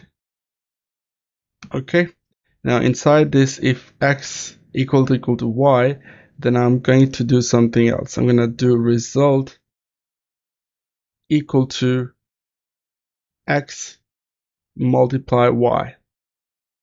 I'm going to run my program, and as you can see here, it becomes 64 and say values are equal to each other. So I'm going to change this message to say multiplying x with y. Let's run it. And now you can see, because x is 8 and y is 8, that makes this statement true. Then it goes and execute this one. And then we're printing result here. Okay, and this is it for if, else if, and else clause. So we're going to talk about for loops. For loops are one of the most common thing in any programming language. Sometimes you want to run your code onto certain state. So for example, if I want my program to go from 0 to 10 and print every number, I can do that with for loop. I can tell the program to keep running until one logic becomes false. So the way you do that is by using for keyword. So let's go back to dot, and I'm going to click on new pad and click on OK, and I'm going to select dot, create, and there you go. Now the example that you get when you create a new pad is actually using for loop. Now loop is something that you start from one place to another place, you check for a certain condition. If the condition is true, you go and run the whole code again. If the condition is false, then you break the code. Now I'm going to run this, and it says hello 1, hello 2, hello 3, hello 4, hello 5. Now let's take a look at a syntax for loop. So I'm actually going to get rid of it, and I'm going to start by defining for loop, followed by parentheses. And here we need to define our logic.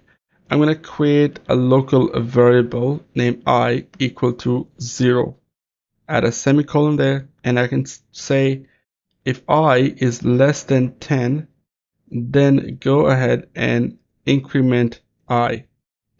Now I'm going to say I equal to I plus 1. Okay.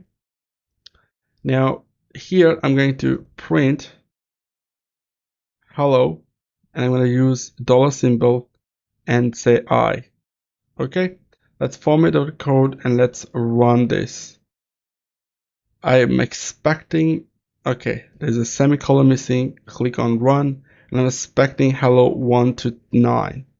Okay, now because I is starting from 0, and we're saying if I is less than 10, then keep running.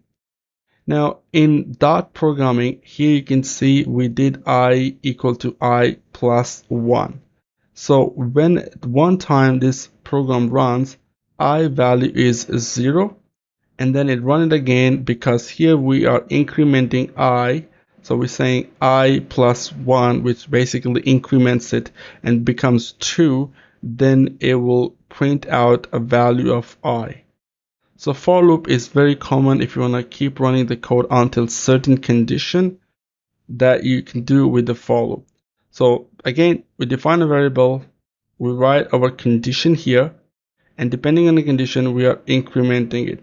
So if I don't increment I here, and I just leave it there, then this is the infinite loop, because this condition will never become false So that's why this loop will continue running, and it's going to cause your computer to actually hang, or even, you're out of the memory, because this is going to execute this unlimited time, infinite time actually, and you're gonna range into problem. So I'm gonna say I equal to I plus 1. Now, given this I equal to 1 plus, dot provides a simple way to increment a number. So same thing can be done by defining just 2 plus plus. Okay, and let's run it. And there you go. You get the loop running 9 times. Also, I'm going to change this to less than equal to 10. Let's run it, and now you will see it's going to keep running until 10. Now we can start I from 1 as well. So it's going to print from 1 to 10 now. There you go. So for loop is used when you want to run your logic multiple times. Let's take a look at while and do while loop. A while loop evaluates the condition before the loop. So what does that mean? If I go to .pad and I'm going to say if I is less than 1. Okay, now given the condition that we've seen, it shouldn't run even one time. If I click on run, you would see that the code does not run at all, because when we see var I equal to 1 and then it looks for a condition, if it becomes false, then it won't run at all. Now same thing with while loop. We have to evaluate the condition first, okay, and then we are going to do something about it. There's another thing, do while loop. A do while loop is something that it will execute once and then check for a condition. So let's give it a shot. We're going to go back to .pad.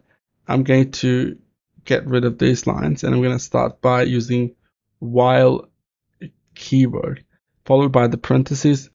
I'm going to add code block using curly brackets. Now I'm going to use a method called isTrue. So we're going to have to return boolean from it, and I'm going to say isTrue, and then it's going to take a number. So I'm going to say int, let's just say num. I'm going to say if num equal to 50, then it should return false. Otherwise, just return true. Now inside of a for loop, I'm going to create var num, I'm going to say 1, okay, and I'm going to pass that 1 into isTrue function.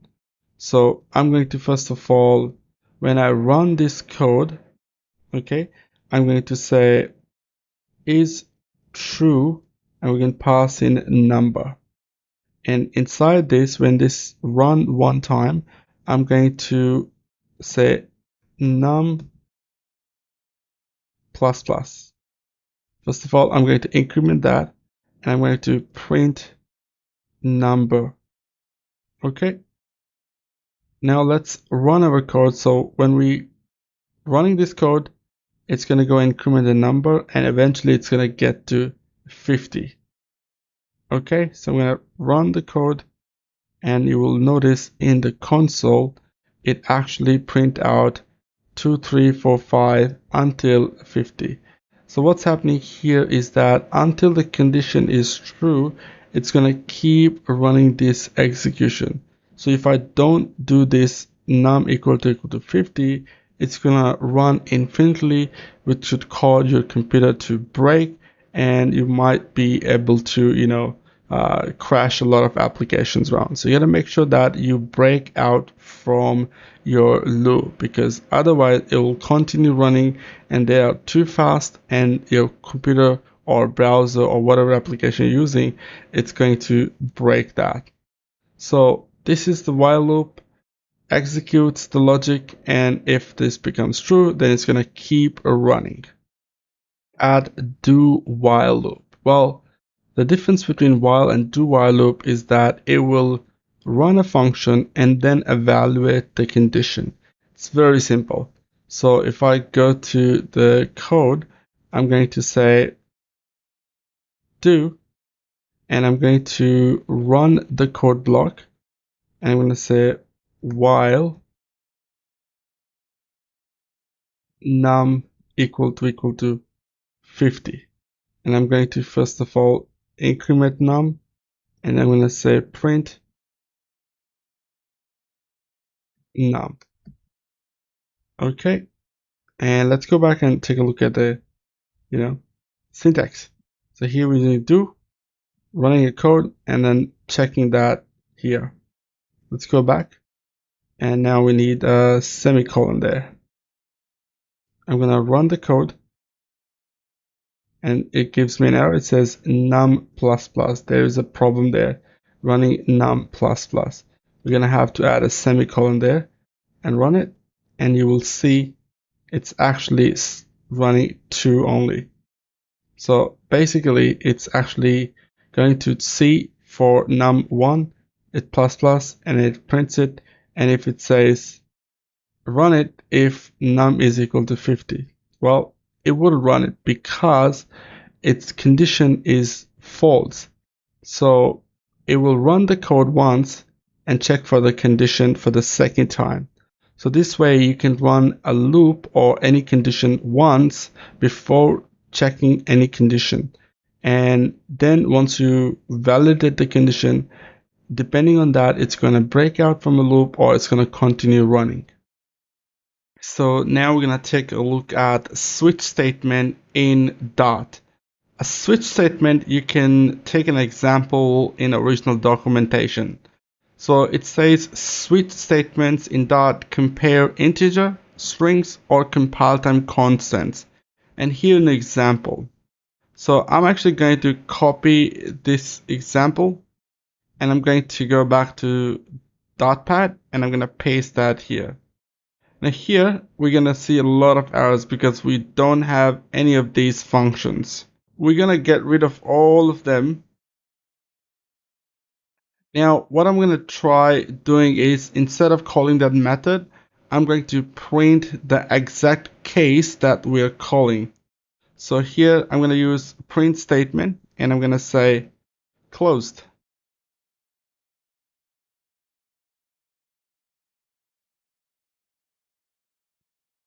I'm going to click on format to format my code. Now let's run the code. You will see on the console it says closed. Now where the switch statement is helpful, when you have a bunch of cases that you want to validate, and depending on the case that you have, you want to run some code. For example, here I'm saying var command equal to open. So if I change that to, let's just say, approved, now compiler is going to look at switch statement, and it's going to say, okay, I'm getting this command which has a value of approved. It's going to take that value and try to match the case. So any case has this approved value, it's going to get inside, and it's going to run the code which we write inside approved. Now all of them are saying close, close, close. Click on run, and you will see approved here in the console. There you go. So compiler started from creating a variable, used the switch statement. It took a parameter. It's just like a function parameter that gets the value, and then it's going to go and match all the cases. Okay, so now once it sees this approved case, then it's going to go and run this line. Now you notice that we're using this break keyword. A break keyword is very useful when you want to break out from loop, or you want to break out from any function call. So here we got this break statement, which means once the case is matched, it's going to break out from switch statement. Now let's just say we are going to compare numbers. We can do that as well. So if I say 1, and I'm going to go here and change the 1, and I run the code, it will see approved on the console again. I can have a number there instead of a string, and let's go and change that to 1 as well. Now here we're getting an error. It says type of int of a switch expression isn't assignable to type of string of a case. So what we'll need to do is we need to change all of the cases to numbers. So let's go here, change that to 3, and we got this denied. I'm going to change that to 4, and this is going to be 5. Okay, now we don't see any error. Now if I type 1 here, it's going to look for case 1, and then it's going to write approved there. If I go and change this to 2, I'm expecting close to be printed on the console. Let's run it, and you'll see close. We have this default case. So what default case does is if none of the case match, then it will go and execute the code available in default case. For example, if I go and change this to 9, which is not a case, I'm going to run the code and you'll see a default printing on the console. Let's take a look at Dart object-oriented nature. So we know Dart is an object-oriented language with classes and mixin-based inheritance. Every object is an instance of a class and all classes descend from object. Mixin-based inheritance means that although every class has exactly one superclass, a class body can be reused in multiple class hierarchy. Take a look at an example. How do we define class in Dart? So I'm going to go to the next line, and here I'm going to start by defining a keyword class. This keyword is responsible for creating classes in Dart. So we use the class keyword followed by the name for the class. So I'm going to say person. I'm going to start by capital P instead of lowercase p. It's just a convention when you define a class in Dart.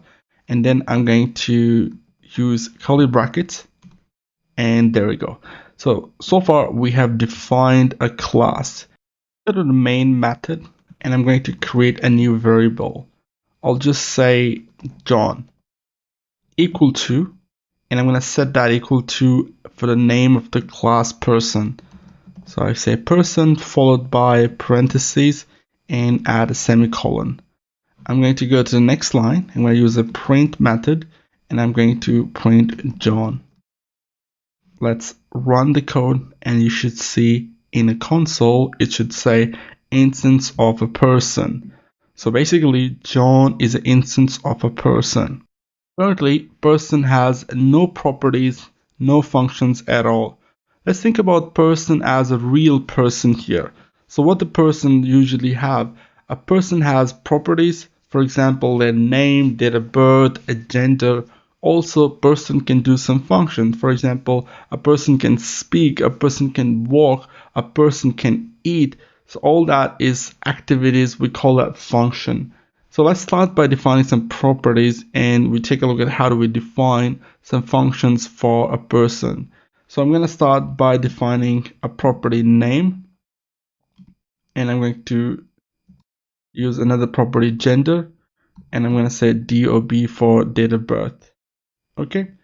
Now it says variable must be declared using the const or var keyword, a type name.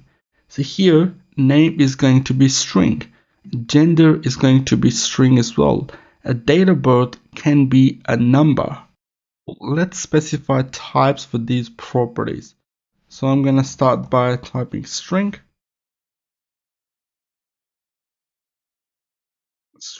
for gender and int for DOB, or we can specify double. Okay. Now if I run the code, it still says instance of person. Now I'm gonna try finding out a person name. So how do I access the class property? I'm gonna say John dot, and here it's gonna give me an options, DOB, gender, and name, and some other properties or functions that I can see here. Because every object is an instance of a class object, and by default class object has some functions and properties. So that's what it's showing you. Now I'm going to access John.name.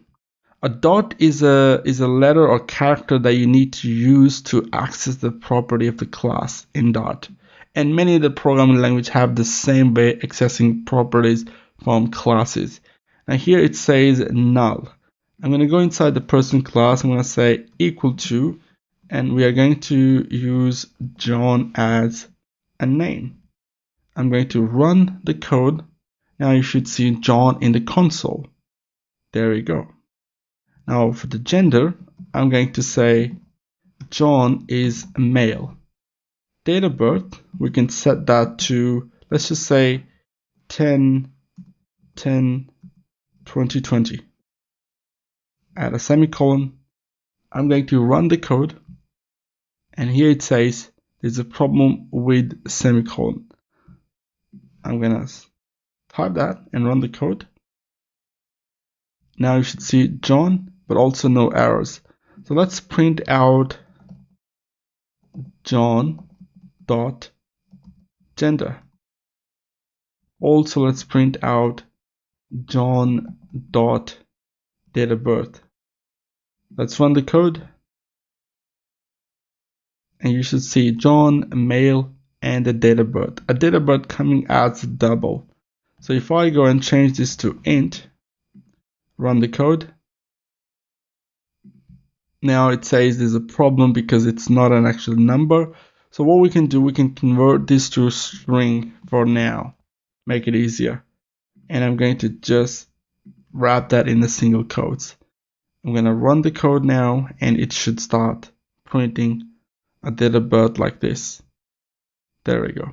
Okay, now we know how we can define properties for a person. Let's go and define some functions now. The way you define a function, so I'm going to say get name, use parentheses, and then return name. We can have a get gender function, which is going to return gender for me. Now you might be wondering, why am I writing the functions to get the gender or to name? Sometimes you don't want the properties to be accessed from the outer world. That's why we use getters and setter in classes to be able to get the property and set the property instead of targeting the property of an object by using just a dot symbol. Now this example is just to show you how you can create functions within your classes. Now let's just say I'm going to remove all the property values for a person class. And what I would like to do here is I would like to, first of all, let's finish get dob, and let's just say return dob. Okay, now we got a person class. Now what I would like to do here is I would like to create 5, or let's just say 2 separate persons, but all the person should have a property name, a gender, or date of birth. Now if I'm going to go and create 2 separate classes by defining the string name equal to John, or second one I would define name as Michael and the gender and its date of birth. Instead of doing that, we got this blueprint now. A blueprint is something, a class which can be reused to create a multiple instance of it. Now I'm going to remove this, okay, and I'm going to create another function. I'm going to say print class properties, okay, and this function is going to print this dot name, print this dot gender, print this dot dob. Now what it's doing, it's basically going to print on the console name, gender, and date of birth for that particular instance. Now let's go and create a new instance. Here we got a person, but right now what I would like to do is I would like to pass a parameter to this class which will take values from outside and then use those values while creating the instance of a person. The way we do that is by using a constructor function. In Dart, the way you define a constructor function is by using the name of your class. So I'm going to type person, and here I would like to take some properties. So I would like to say, hey, what is your name? I will just use N. And I might just specify the type there as well, so other will know what I'm trying to expect. Comma, and then I'm going to say, give me a gender.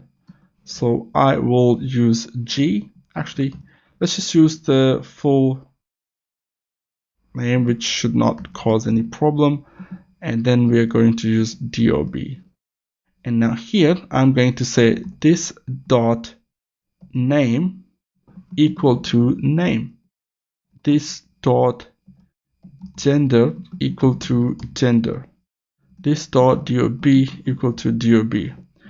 Now here you might be confused because, hey, why are you saying this dot name equal to name? Now this name is basically a parameter value you are receiving when you create a new instance. The word this is a keyword. Now this keyword dot the property will refer to the property within the class. Okay, to make it more easier to read, what we can do is I'm just gonna remove the full name. So I'm gonna say N, G, and D. Okay, here we're gonna change this to N, and we can just say G and D. Now this way it's not really readable. Now I can see there is a yellow line here, which is like a warning there. Now it says 3 positional argument expected but got 0. So now whenever I create a new instance of a person, I'm supposed to define 3 properties or 3 arguments within my constructor, which is going to be N, G, and D. As you can see, they're not really readable. If I had name instead of N, I could pretty much understood that, I'm trying to define the name for that particular person, or I'm trying to specify its gender, I'm trying to specify its date of birth. Okay, so this is why I'm going to change that back to name, and I'm going to say it's a gender, and here it's going to be DOB. And now we're going to have to specify name, gender, and DOB as well. Now I'm going to specify here the first one, which is a string. I'm going to say, hey, I'm creating a new person. His name is John, and a gender is male, and date of birth is, for example, 10/10/2020. Okay, now let's go and click on run. You won't see anything in the console because we just created an instance called John from a person class. Now I'm going to say print John. Let's run the code, and you will see it says instance of a person. Now if I try to access .name, I will run it and it should print out John. Now let me go and create a new instance of it. I'm going to actually use print to give a space here, so we'll just use this. Okay, to actually push it down, and I want to cover my code under this run button.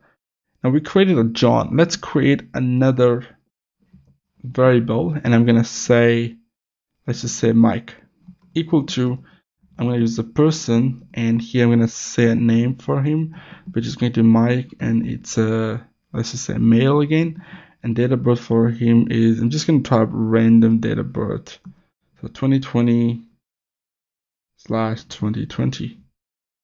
Okay, now I'm going to say print John, print Mike. Let's run the code, and you'll see it says instance of a person and an instance of a person for Mike as well. Now I'm gonna try accessing John's name and Mike's name. So let's just type dot name, and I'm going to access dot name for Mike as well. I'm going to run the code, and I'm expecting John and Mike.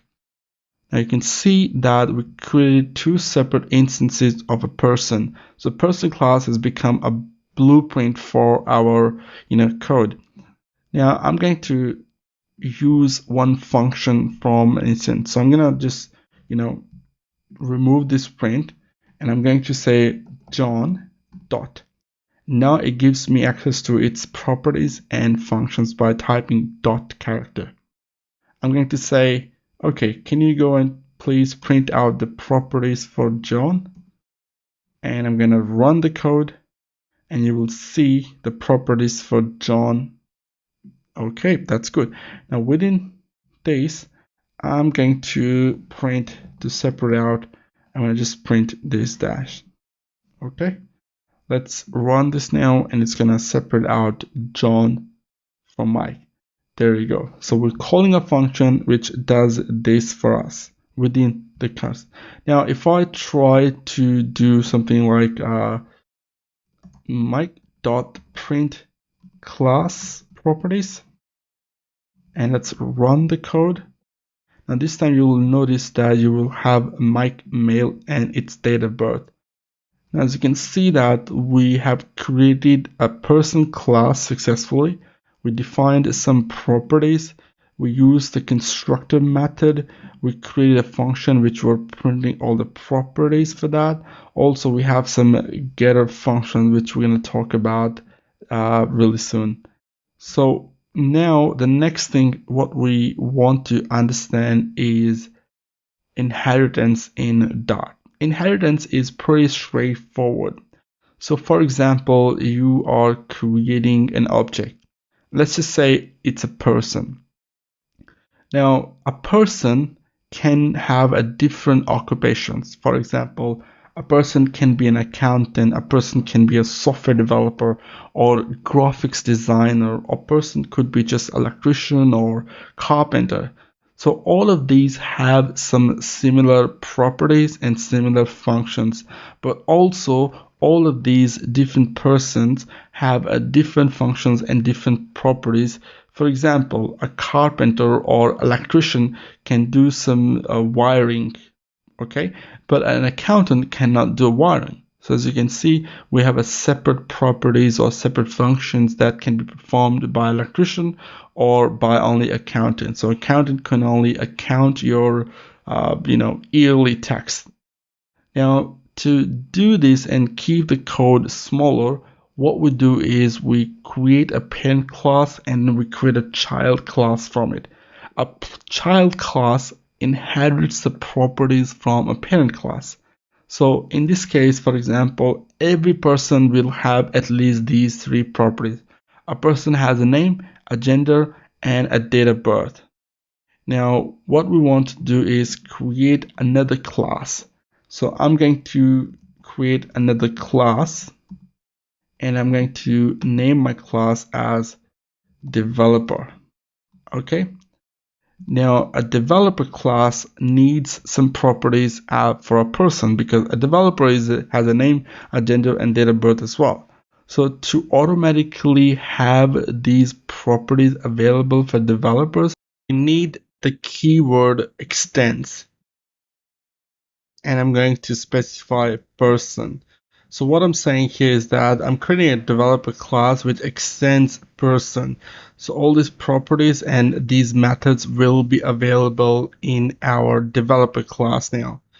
Now I'm going to remove some of the code from here, and I'm going to just create, let's just say developer A equal to developer, and I'm going to print A in our main method. Let's run the code. Here we got an error. It says class developer extend person. So the person has no unnamed constructor that takes argument. Okay, so the problem is we are extending person, but we're not specifying the name, gender, and DOB for the person. So now when we create a new instance for a person, we have to specify these arguments. So to fix this, what we can do now is create actually a constructor for our developer, use colon, and we use a keyword super. And a super is the keyword which takes some argument. So we need to give it a name, gender, and date of birth. Okay. Now the problem is these name, gender, date of birth does not exist in developer. So for that, let's just specify a string. So I'm going to name it John, and let's give it a male as gender. For DOB, we say 10/10/2020. Okay. Now if I run the code, you won't see any error. Also, if I print A, it says instance of a developer. Now, am I able to access a name property for a developer? Okay, let's take a look. So if I say a.name, I should be getting John. Okay, there we go. So now we basically created a developer A with the name, gender, and DOB properties, but we don't have to create this blueprint, right? Now let's just say you want to pass in some properties when you're creating a developer from its constructor. So it's very simple. All you gotta do is just specify a string, say name. Actually, I'm gonna say string, and I'm gonna say language. Okay. And then I'm going to take name. I'm going to take gender and DOB. Okay, so let's zoom out a bit, and I'm going to bring this super down. Now instead of passing the string here, we can say, hey, can you go and assign name, gender, and DOB? And now they're accessible, right? So now if I run the code, you're going to get an error. It says developer requires 4 arguments. Okay, so the language, I will say Dart. And the name, I will just give John, male, gender, and date of birth 10/10/2020. Okay, now we shouldn't see any error now. Now I'm going to create a function in our developer. So I'm going to say get, let's just say I want to return string. I'll say get language, and I'm going to return this dot language. Okay, let's run the code. Now again, we get an error. It says this dot language. So we have this string language which we haven't initialized. So what we can do here is I'm going to create language property. Okay.